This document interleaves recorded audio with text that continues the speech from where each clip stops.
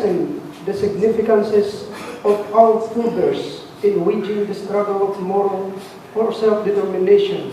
We also affirm our ever-burning desire for peace to take root in our land. We are grateful to the Center for Humanitarian Dialogue, the Asia Foundation, and the Pakigdait Incorporated for providing us a platform for this historic dialogue. We have high hopes that BOL will signal the dawn of peace in our communities and provide us a solid foundation for empowerment and economic advancement. Although it is a long time coming, we nevertheless welcome this peace. The BOL is among the crowning glories of the Bangsamoro struggle for self-determination. Hence, the admired and eminent revolutionaries in Lanao del Norte are one in advancing it. Amid the significance of the BOL to the lives of Moro in Lanao del Norte, dynastic forces are out of thought. The realization of this peace begins by frustrating the inclusion of the 6 towns of Baloy, Pantal, Munay, Tangkad, Tabuluan, and Nonongan into the Bangsamoro Autonomous Region in Muslim Mindanao. Through their repression and operation strategies, these forces are trying to stir rejection on the BOL in a bid to preserve their political bellwether. While we respect their opinion and stand on the BOL, their methods are very suspicious, seemingly hiding a dark plot. We decry the incitement of disdain among Christians towards Muslims and the Muslim perpetrated by these forces whose political interest goes against the grain of moral empowerment. We decry the massive misinformation and disinformation perpetrated by these forces whose political fortunes are dependent on making the Moros in Lanao del Norte subservient to their self-centered aims. We decry the threats to cut conditional cash transfer and senior citizen benefits to Christians and Muslims if they vote yes to the BOL.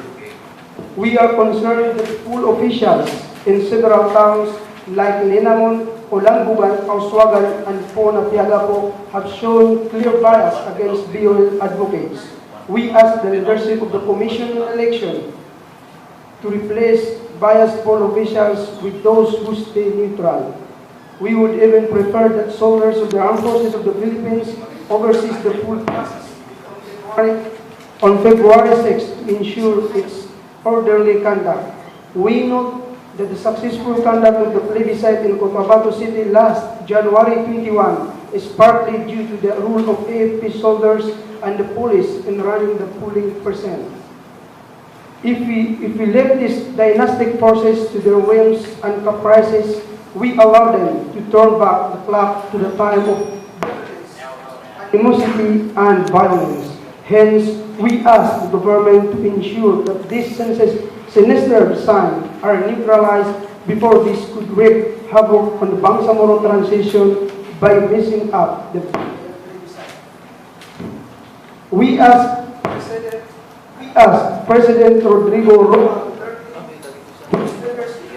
instrumental in hammering up the to tell mayors and other political leaders of Lanao del Norte to support the BOL, as this embodies the measures to ensure the dawning of peace in Mindanao. Let the Christians and Muslims in Lanao del Norte vote on the free of threats and intimidation. A meaningful Bangsamoro transition is founded on a free and credible plebiscite on the Lanao del Norte on February 6. We pray to Allah, the most beneficent and the most merciful, to continue to guide us so that patience and perseverance prevail in our thoughts and deeds amid these very trying times. Kami po ay nakabase sa Lanao del Norte at isang interfaith peace building organization. Ito po ay gawain na namin. Kumbaga, kinakausap natin yung mga nag-aaway na grupo at sinusubukan po natin using the interfaith lens to mediate and as much as possible resolve conflict. So that's one. So why we're doing this, because this is the mandate of our organization. It's an interfaith organization. In the current context of political context in Lanao del Norte, for this matter, we know that leadership can also divide. So it is a solution to the Bangsamoro problem, but somehow it can also divide people to some extent. So having said that, we try our best to talk to all possible sa mga peace journalists, familiar man kayo sa conflict map, right? So we talk to all major conflict actors. So before ang MILF at MNLF na dumating sa ganitong punto, kinausap din namin yung 6 na munisipyo na binanggit na kasama sa party directory. At tinanong din namin sila, nagkaroon din kami ng listening session to them.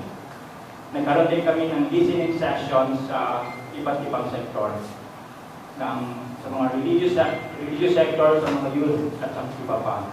Yung the case ng MILF ay, alam po natin, yung pakigdait meron na rin link sa MILF as a major political actor sa Lanao del Norte. 2 beses po ang pakigdait umakyat mismo sa Camp Hilal at kinausap at nakinig sa damdamin ni Commander Bravo. Pagkatapos po noon ay umakyat din kami sa mga campsite ng MNLF. Umakyat din kami sa kampo ni Commander Nader ng MNLF sa Labayan. Umakyat din po kami sa Border Command sa Pagayuan, Pakol para makinig sa kanila. So, kinausap namin sila separately. And we have a reflection na pare-pareho po silang revolutionaryo ng Lanao del Norte. Why not to put them together in what to do? So that's why we bring them all together, the MI and the MNLF of Lanao del Norte here in Cagayan de Oro and Hotel to provide the space for them to talk. Kami mga MNLF, mudawat kami sa pag-abot sa plebisito na mudawat kami sa pwede, mudawat kami sa daw. Kaya di pagi sa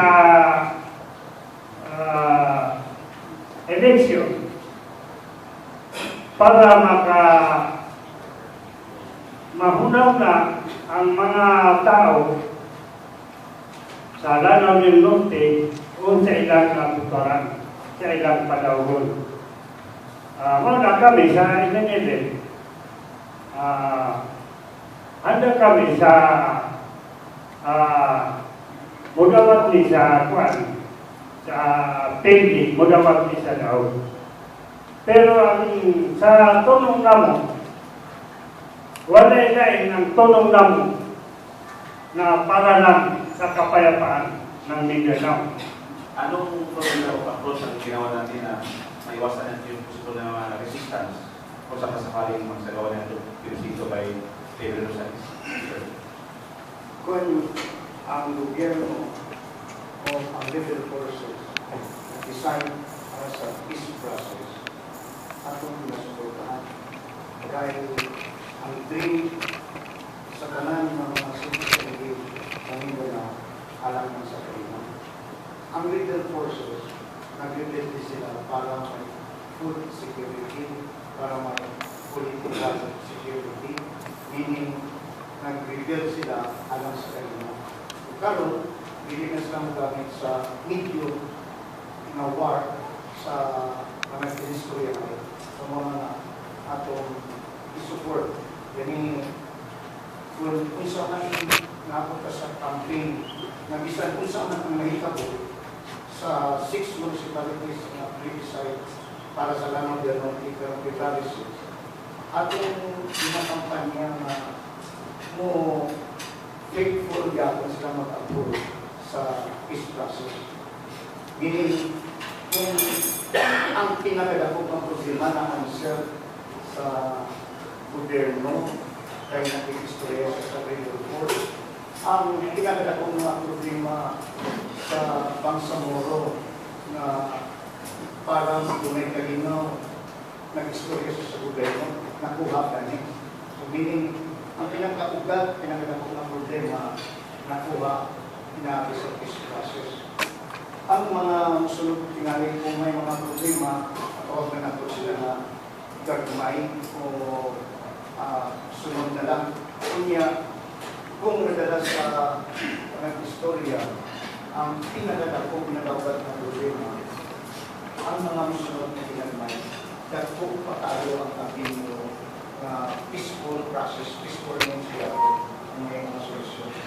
Atong tunukyan tanan yung tumong yung mga kalinaw, mga as civil society organization, mag-initiate, magpangitaw mga videos alang sa pagsuporta sa mga kalinaw na mga kalimutan himo sa mga dagkong pundo sa Mindanao, gobyerno, rebel forces, o ang tanan ang galing na pagsuporta sa citizenry sa tumungking mga alam sa peaceful society. Ang pakigdait incorporated sa yung kanayon ni Padroncito, ang pag-provide of platform. Manginaon kita na kami isip vehikulo sa dialogo, isip interfaith grassroots. Nagdala kami sa 2 ka bundok. Hindi lang sa MILF o sa bitaw na ito, MNLF. Apil sa atong armadong kusog. Ngani, kasi makinundog ka mo nga isa sa atong ginahimo aron sa pagsuporta sa peace process, ang atong armed forces of the Philippines din sa 2nd Mechanized Brigade sa Lanao del Norte, pinanguluhan ng Brigadier General Masidano, o ang Moro Islamic Liberation Front na nagpahigay ng sports peace. Doon yung pinakita sa telebisyon. Kining sports peace, pinahagi sa ato ang intervention na mapakita nato sa katawhan, mapalaknag, na kining 2 ka pundok, labi na ang imayalan sa kasulaluhan, pwede na sila magpuyog sa timuha na magkasinabot kita. Kung dili po nato pwede mahatlok ang mga tao, kay at the end of the day, kining mga 2 ka pundok matira. So nagpahigay ng sports peace, pinahagi sa basketball.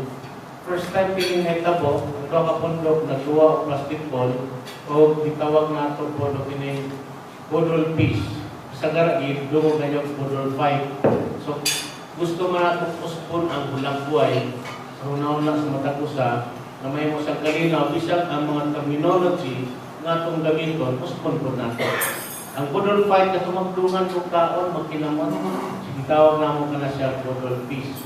So, there are things na, at sa hinay-hinay, basta kanunay na pag-engage sa naglalayang sektor, susama sa lingon, sa direktor, sa Belmoya, naman ka na ang tahas, isip servant of the community.